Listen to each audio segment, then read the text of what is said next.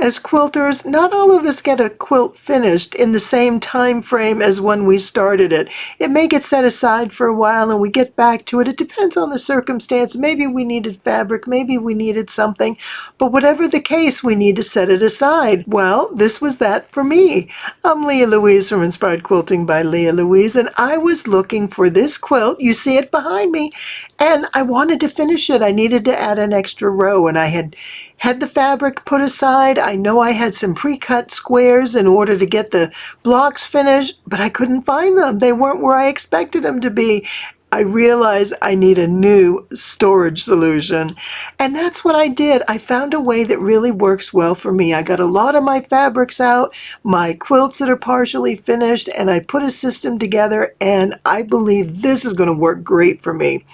Now, I want to show you this quilt. I'm going to show you how I finished it, and it's beautiful. It's a free pattern. You don't want to miss that, but I'm also going to give you a couple ideas of my storage solution that I came up with. And it may not be exactly right for you, but it could inspire you to get some ideas to come out with your perfect solution. So I'm anxious to get started and show you this quilt and all the ideas I have. Oh, there's so much to talk about. We need to get started. We all love our scrap fabrics and our stash pile and having lots of fabrics to go through. And where does it start? It starts with some new fabric. So I just got this in the mail, and I thought this would be great fun to start off the video with. And then we'll kind of go through a progression of what to do with everything and come up with some ideas. So this is a really pretty bundle. This is my batik bundle of the month, my fat quarter bundle that I get from Fat Quarter Shop.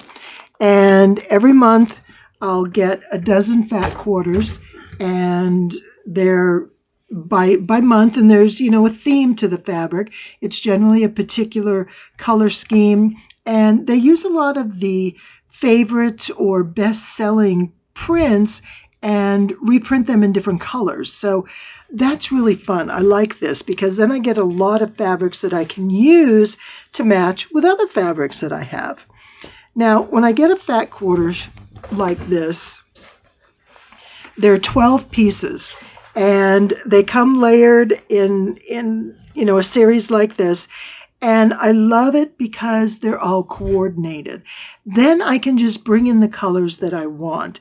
And I can combine this with other groups, and I can get my other fat quarters and the pieces of fat quarters, in other words, my scraps, in order to work together with this. But let me show you. I'm just going to take, say, 1, 2, 3, say 5 of these. I'll set this aside because I want to show you the way I cut this. And the reason that's kind of important right now, whoops, excuse me. The reason that's important right now is this is going to lead us into the next step of our scraps, because we get new fabric, we cut it up, and then we have pieces left. And then what do? Well, first there's the storage issue, and then we have to figure out, do we have to cut them in certain sizes? Do we just leave them? Or do we get a pack like this in the mail and just leave them packaged on the shelf? I mean, yes, that looks pretty to have a nice stack of beautiful fabrics, but if we're not using them, it's hard to justify getting new fabrics, and they're just collecting dust. And you bought these fabrics because you love them, so it's really important that we use them. So what I do is, now ordinarily I would press them, but fortunately the way these are folded, they're folded in a layer of 12, so I don't get heavy creases. So it's actually quite easy for me to come in and cut these without having too much trouble. Just that one in the back. Oh, this front one, that's what it was. Okay, so the first thing I'm going to do is, again, these are fat quarters, so it's going to be roughly 18 by 20. Now, you'll notice this looks more like a square than a rectangle, and that's because the Fat Quarter Shop cuts their fat quarters at 19 inches, which is great. So instead of 18, we get 19. The reason that's good is that, sometimes if you get in a fat quarter and it's just barely at 18 inches and it's cut crooked and you can't get the full width that you need, and oh my goodness, there's just all kinds of drama. And that's no fun at all. So I love the fact that they give us that extra bit of fabric. And what I'm going to do, because those little pinking points, for lack of a better word, kind of make me crazy, especially when I'm doing my triangles. With a square, it doesn't matter so much because it lines up relatively well. I'm going straight down the side. That's not a problem. But when I am doing triangles and I need to get my corners to match up, it's hard to do that when they've got the pinked edges because it doesn't quite want to line up. And you can sometimes be off just enough that it becomes a problem. So let's go ahead. I'm going to show you how I cut this. The first thing I do is trim off the edge. So I line up this edge down here simply because I'm right-handed and that works. And I make sure this is straight and this is kind of almost straight. Let me just make sure. Yeah. So what I'm going to do, I'm going to cut this across laterally. So rather than cut this at this point from top to bottom, because this is actually about a 1/4 inch longer, I can save a little fabric by just cutting my widths. Now I'm going to cut this at 10 inches and 5 inches, and then I'll have a 3 to 4 inch strip there. The 10 inches for a layer cake, 5 inch for charms, and then I have my strips, whether I cut them down to 2.5, use them as is, or cut them into smaller squares. Now for my 10 inch, generally I use 10 inches for a triangle, like the no waste flying geese I do a lot, or some half square triangles using the Magic 8 method. So I like having this just a bit over 10 inches. So I cut it at 10 1/8, just so I have a little bit of fudge factor so I don't come up short. And nothing's worse than trying to piece triangles that don't quite make it. They're short, the corners don't meet up, and we just run into all kinds of trouble. So there's my first cut. I've got my 10 inch, and I'm just going to set that aside like this. Then I'm going to set my 5 inch, and I do this right on the 5. I don't need to worry so much about, the sub-cutting, because chances are I'll be using, whoops, did that not cut down here? Sub-cutting that. So now I have my, whoops, what am I doing here? Sorry. I have my 5 inch. And so what I'll do at this point, let me go ahead and do it now and I'll show you. I'm just going to do one set. Let's see, this one didn't come all the way. But see, this way when they're smaller, it's easier to line them up along the edge. So I have this set up. I'm going to put it right on my mark, and I am going to cut that little tiny bit off, just enough to give me a visual of where my fabric edge is. And then what I would do is go through and cut this into my 5 inch squares. Now I'm just going to cut the one set right now because I may decide to do something else with this. But what I want to show you is how I store these fabrics, how I pack them away so I can use them and know what I have and where it is.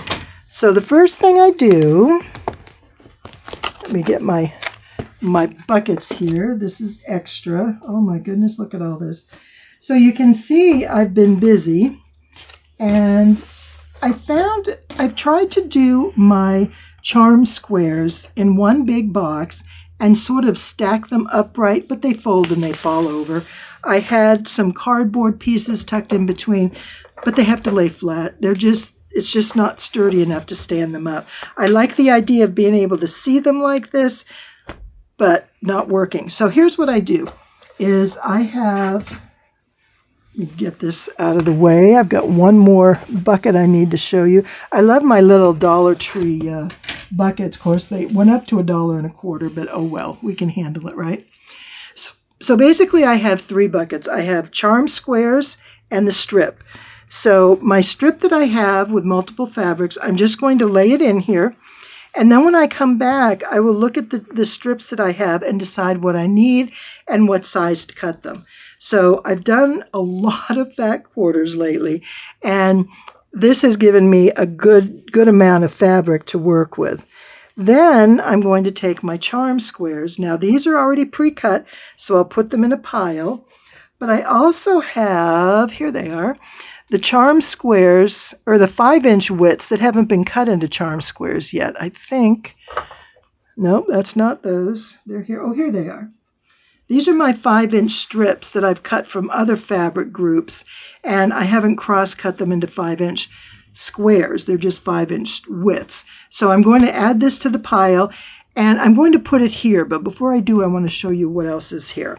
So we have charm squares, and we have our extra width. Now I'm just going to tuck this aside. Now with this 10 1/8 section, I'll just go ahead and fold this over. If it's shorter, you can just fold it in half, but I need to give it that extra fold in order to fit into my basket. And this basket, it's all the fat quarters that I've cut in layers. And these are, well, I can just show you from the top. For example, this one has a number of different fabrics, and this one, so there's all different kinds of mixtures in here. Definitely scrappy style. So when I'm ready for the next scrappy project, or I need a filler piece for something, I'm going to have it right here. And so I'm going to just add this to the top. And then these are some odds and ends of pieces. They weren't 5 inches, but they were greater than what would fit on the side in that the strip area. This one I can actually add to my strips, which I'll go back and do. So that gives you an idea of how I manage fabric control, scrap control. Now these I do need to cross-cut and turn them into charms or not, but in the meantime, I can just leave them in this layered bundle and just set it on top. And then when the time comes, I can, take these out and work with them accordingly. Now, we have our fat quarters. We've cut them. We're ready to use them. We've made a quilt. We cut our fat quarters, and whatever the remnants are, we've stored them away in some manner that's effective. I may or may not go back and divide these by colors, because when I quilt, I generally do multicolor. I use all the colors in one quilt, so I'm not so concerned about separating the colors as I am the sizes, because I want to be able to pull the size fabric that I need to do whatever the project is next. And that takes us to our next step. And I have an assortment to show you here. So the other thing I do is I do save my ongoing projects in its own basket. I'm going to put that here because I'm not quite sure what I'm going to do with it. And I do that so that any leftover fabrics that I have are in here. And I'm not going to put them in my fat quarter bins until I know I'm finished, because I knew when I made this that I needed to add another row to get it longer. But I didn't realize that until after I did the video, and I thought, I'd really like it to be just a little bit more. Now this is a quilt. Gosh, I made it last year. I'll include the video up above so you can see it, but you probably recognize the tulip pink fabrics, and the pattern is a free pattern from the Art Gallery fabrics, and it's called Plenum. Now, it uses flying geese, and the beauty of this pattern is we have one row of geese going this way, one row going this way. And when you do that, it just makes this so much easier, because all you're doing here is lining up this seam, as opposed to if this were turned that direction. Do I have one of those? Like this, then we would have to get those points lined up perfectly. But by doing it this way, this point is up here, and that's just a square corner, so it goes together a lot quicker. And the other change that I made, well, that wasn't my change, that was the pattern, but the change that I did make on this is their pattern for this goes back a few years, and they use the traditional method of making flying geese. You have your rectangle, you have two squares, sew them at an angle, cut off the excess, flip it, and you have a flying geese. And there's a lot of waste, which is what prompted the method of no waste flying geese, because then you don't have all those extra triangle leftovers that you don't quite know what to do with, because there can be a lot with a quilt like this. So I'm going to go ahead and add one more row. Right now it's a square, and because this is one unit, what I'm going to do is I only have enough fabric to make a half unit across one row. So it'll be one row wider on one side. Here's my before and after. This is the quilt where I left it. It had 6 rows by 12. And I didn't finish it, and I realized when I pulled it out, the reason I didn't is I ran out of fabric for the size blocks I was using and the method I was using. So I had enough, I thought, to make another row, but I was going to have to piece it. And I made this with the no waste flying geese, but I only wanted to get about 6 blocks because I knew I didn't have the fabric to do more. And in the moment, I didn't want to sit and figure it out and just determine what I needed to do, so I set it aside. This is how it finished out after, of course, I found everything, but I added this row. So here's the quilt here, and it's right here, the same thing. All I did was add this single row to the top. And it gives me that extra length. Not a lot, but a little bit, it really matters. So I'm at 54 by almost 59 inches. So that's a pretty good size lap quilt. And it's just so sweet and pretty. I love how bright it is. Oh my goodness. It just pops and stands out. These fabrics are fantastic. And don't forget now, this is a free quilt pattern. It's called Plenum by Art Gallery Fabrics, and that link is below down in the description. So I just wanted you to see this, but I want to show you how I solved the problem of switching from the no waste flying geese quilt to having to make a traditional quilt block, but using a little bit of the no waste method. So it's sort of a compilation of both, and it worked out really great. I was pretty excited, actually. And not to mention excited to find my fabrics. And I wanted to show, how I resolved that issue as well. But let's go ahead. I just wanted you to see the before and after so you had an idea what I'm talking about. It's a pretty quilt.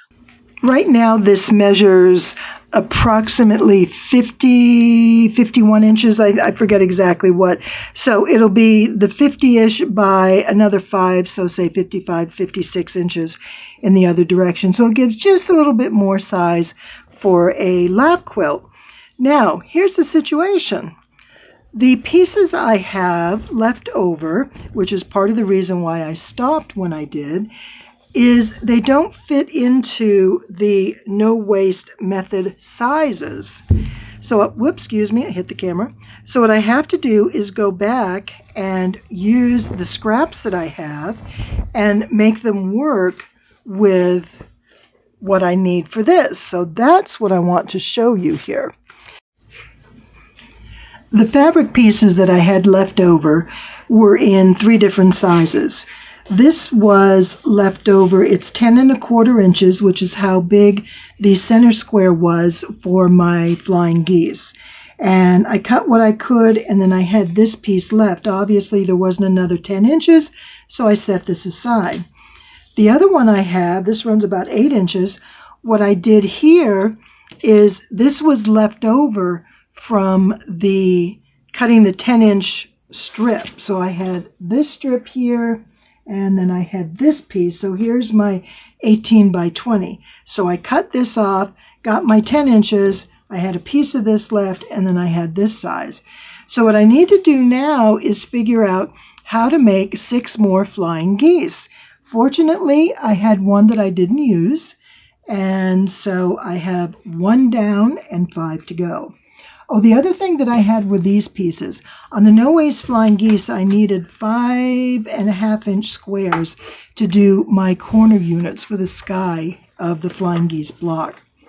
So the first thing I did was I had a few of these and I cut out my 5-inch strip like this. And then that left me, I'm going to use this piece because I can't find the other one, right here. So by doing this, I get my 5-inch, and it's by 10 1/4, so I just trim it down to 9 inches. And this becomes a strip that I'm going to put in my scrap pile. And then I'm going to use some of these as my corner units. So that's how I take care of this one. That was pretty easy. Now the other one was easy too once I figured it out, because this is only 8 inches and I'm thinking, what am I going to do? If I cut this 5 inches, do I want to waste the fabric? You know, da da da da da. We worry about all these things. So what I did is, we'll put this face down so we can see. I cut this at my, let's see, this one needed to be, because I'm doing individuals now. I didn't tell you that, did I? So I can't do no waste, but I can do an individual flying geese and sort of use the no waste method. And that's what I want to show you here. So I cut this down. So the first thing I do with this piece here is I cut the strip again, so I have 5 inches. And then these strips get set aside into my scrap pile, my bins that are separated into charms and whatnot. Then I come in and I cut off my 9-inch section that I need, and I have this piece. So let me just go ahead and show you, not that this is anything you probably can't do on your own, but I just kind of want to show you as we go how all this comes together. All right, so I have my fabric lined up, and I'm going to line my ruler up at 5 inches, and I'm going to cut that narrow strip. And immediately I can put this right in my scrap pile because there's nothing else I can do with this on this particular quilt. So see, when you have a method in place that helps you put your fabric aside in the way you cut it so that you can always have a place for your pieces, it makes it so much more manageable. And it's taken me this long to figure out what works for me. So work on it and see what works for you. Now, I'm going to cut this at 9 1/2 inches. So I'm going to use my ruler. I'm going to set it at 9 1/2 inches and make sure it's 5 inches wide. We're good. Make sure we've got our 9 inches. And yep, 9 1/2. Oh, measure twice, cut once. Okay, now this is cut at 5 inches. So this is a 5-inch strip. I can just cut that right into charms. So I'll get at least 2 or 3 charms out of there. So when I know what I'm using, it makes it easy to work it all together. With my 9 1/2 by 5-inch rectangle cut, I just need to add the sky. And these are 5 1/2-inch squares. For this size flying geese block, in the traditional method, I need a 5-inch square right here, and this is 5 1/2. So what I needed to figure out is how the best way was to manage this. If I use the traditional method completely, then I would cut this down to 5 inches, fold it like this, sew on the line. This all becomes waste, and then I've got my flying geese block. I thought there's got to be a better way to do that so I don't have so many triangles like this floating around. And granted, I could go through and, do a second seam and cut that off as an extra set of triangles, but that's not a size of triangles I normally use, and I'm less apt to do anything with it. So I came up with an idea I was pretty excited about. And I'm going to show you, I have a couple examples here. Let's see. Okay. Now, the first thing I did, I'm trying to see where you can best see this, is I used my 5 1/2-inch square. Now, ideally, what we would do on this particular block is we would put one 5-inch square here. See how it lines up nice and neat all around, but this one has the overhang. So what do we do about that? You can see on the back side we have an overhang. This one fits nice and neat, and what we do is we'd sew here and we'd cut that piece off and we open it up. Then we get a second one, and I know I had, oh, here we go, here's another blue one. Put this one here, it lines up. Now, what you need to notice as we do this, when this is sewn, that corner now fits right there like that. So this 5-inch will fit on top of that corner, and then when we sew this, we get our 1/4-inch seam allowance right there. So that's well and good, but my blocks are bigger. Do I have to use them that way, or is there something else I can do? So, you know, I started fussing with this and figuring it out, and I thought, if I had a 5-inch square, I'm going to grab some kind of a writing utensil, it would go from here to here, because this is, well, just like my charm square.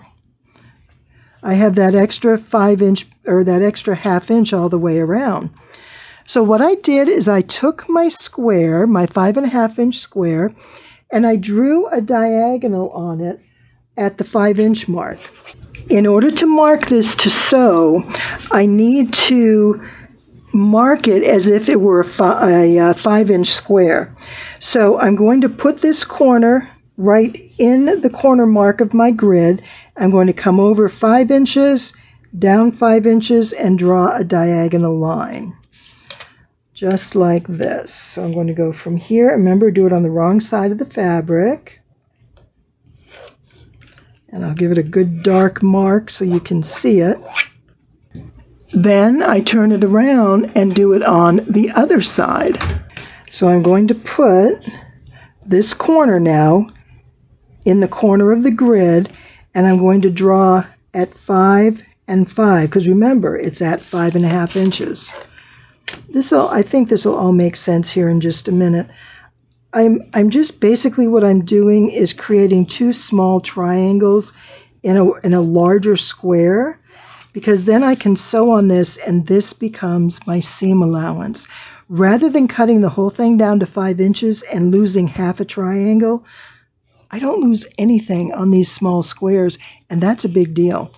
So if I had my 5-inch block here and I sewed it on, it would fold over, and that's what we would have. Instead, what I'm going to do is lay this on here, and I'm going to sew on that line, and I'm going to have exactly the same size square, and you can see that excess to the outside. That's going to be what I use on the other side of my triangle, of my flying geese. So let me show you some that I started, just to give you an idea how this works. So if you look up close, I have 2 lines, and each are at the 5-inch point. So I set it on my 5-inch grid, and I come to 5-inch here, 5-inch here, and draw a line. Do the same here. I set this up and line this up at a 5-inch point. So I do need to measure 5 inches here. So let's see, 5 inches. And I'm going to draw, actually I do it from this side. I'll be consistent so they all cross in the same manner. So I have 5 inches here, and I have 5 inches here. So when I go to set this on, I'm going to set the edge of this with those lines. So, whoops, let's go the right direction. Yeah, that is the right direction. Okay. Getting myself confused. Okay, so we go up here. So 5 inches. We want this corner to line up right there. So we have our excess overhang here and there. We line up at the at the 5-inch, and we have our 1/2 inch overhang, and then we sew from corner to corner, just like this. So when I fold this over, this is sewn, I fold this over, I have my sky for the flying goose. And now all I have to do is cut this, and I'm going to use this on the other half. So again, there's no waste. So this is just a different way to make a flying geese block. But it's a scrappy way in that you can use your scrap fabrics to make it work. Whoops, I'm cutting, not drawing. My goodness. Okay, so I'm going to cut this, and I should still have 9.5 inches, which I have my 9.5, so that's great. And you know, you're going to be tempted. This piece is going to be extra.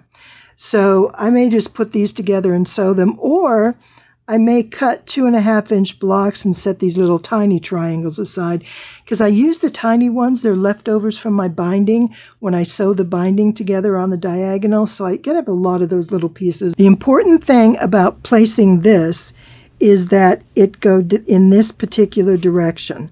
Now, we do want to measure our 5 inches from this direction. So we've measured over here, but this is going to have a 1/2 inch overlap. So we want to make sure that we line this up. And I make sure my line stays in the seam allowance. See, there's the last one. See how there's that 1/2 inch space between them? Because this block is a 1/2 inch larger. And the 5 inch square overlaps itself by a 1/2 inch in order to give us that 1/4 inch seam allowance. So basically we're deconstructing a flying goose and putting it back together with what we have available. So I'm going to come in at 5 inches here. So I have that one there and this one. So I will put this block this way. It's going to be so easy for you to want to put it here and sew it like this. But then look what you have. Nope, that won't work. You need to turn it in this direction. That's why this 5 inch mark is really important, because you need to center this up in the right spot. And then you're going to come back and sew right on that line. And when you do, then you'll have this piece here. And so we have that, we flip it over, and we have our flying goose. So this is a great way to use your scraps. And when you're making a block and you've made a bunch of them for your quilt and you need a few more, you don't quite have enough, think of ways you can either remake it. The other thing is, I certainly am not adverse to taking 2 pieces, let's say these were cut apart, and sewing them together and making one larger piece. I have done that on many quilts. It's very seldom noticeable, and it's an effective way to use up your fabric. So I'm going to finish these, and I'm going to have that Plenum Tula Pink quilt finished, and I'll show you by the end of the video. But I just wanted to show this real quick because I thought this worked out really well. Here's another one in progress that I'm going to put together. And then I should have my 6 that I need. Now, the other thing, let's see, I'm going to cut that one. The other thing that I did want to show you is on these fabrics as I was cutting, I had, this was a piece I didn't use, but I had these mostly 5 inch strips.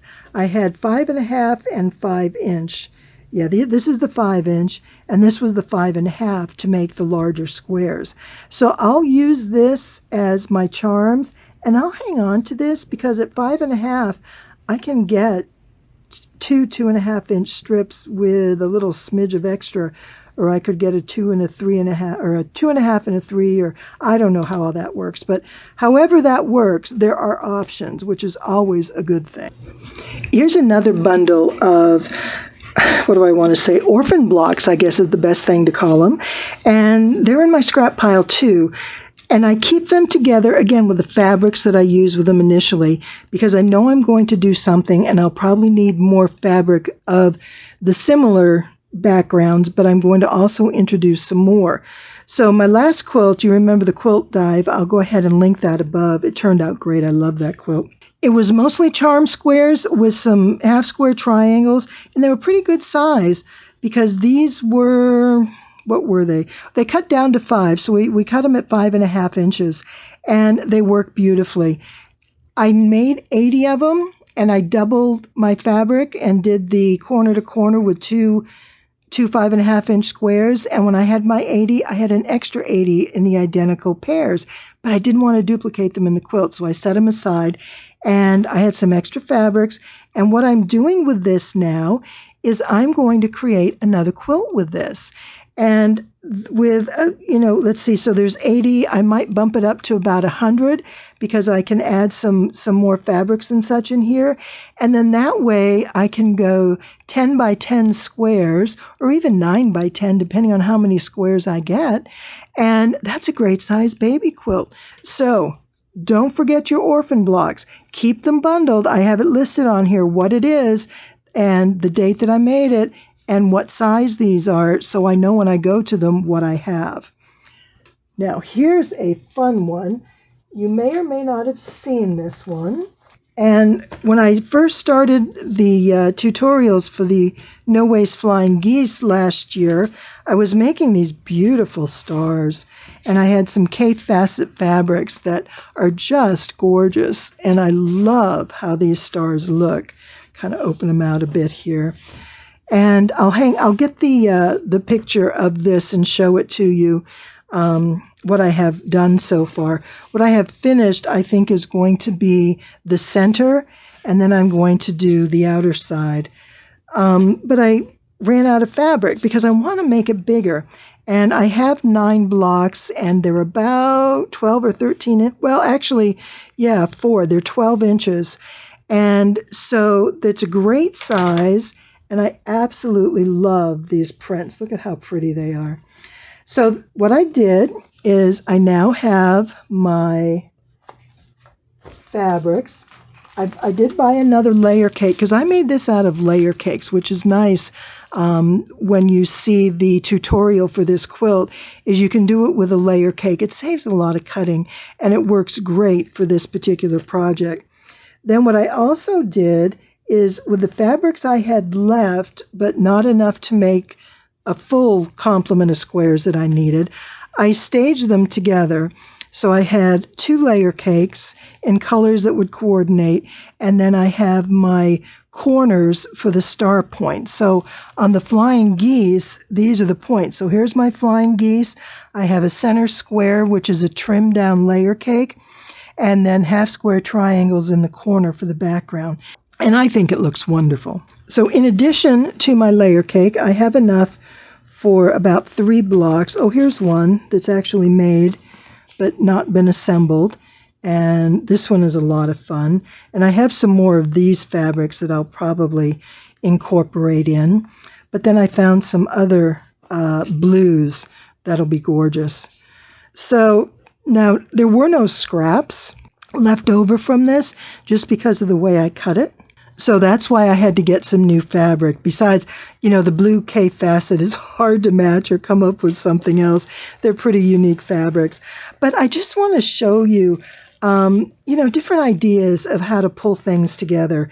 And even though these are different fabrics, they're very similar in color and their prints, the way they group together and incorporate some other K facet, it's going to be gorgeous. So I'm really excited to share this with you when it's all done.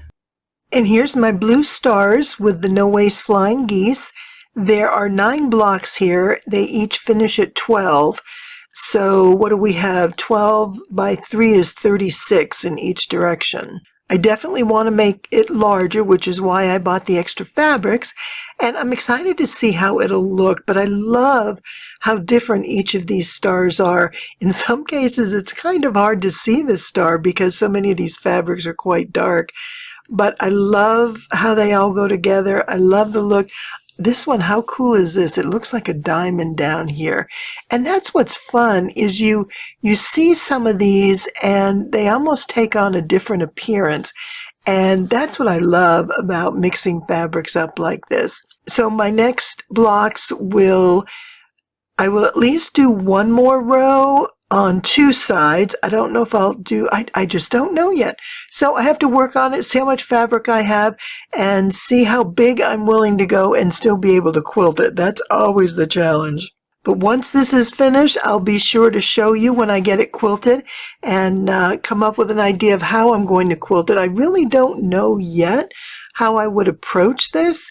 And, you know, just because I see some diagonals that sort of work their way, like, look, it looks like we have a big cross in the middle. So there can be some fun, you know, fun ideas, because essentially this is all half square triangles, and you can do so much with that as far as the quilting and the patterns. And I don't know, it'll be a fun project to see how it turns out. But I'm really glad to share this with you today. It's been a lot of fun going through all these different ideas and solutions, and coming up with just some ways that I can continue my quilting the way I like it and be more organized. Oh my goodness, that just feels so much better. But thank you so much for joining me today. As always, it's been a pleasure. I love sharing all this quilting stuff with y'all, and I hope you have a fantastic rest of your day. Thanks so much, and I'll see you next time.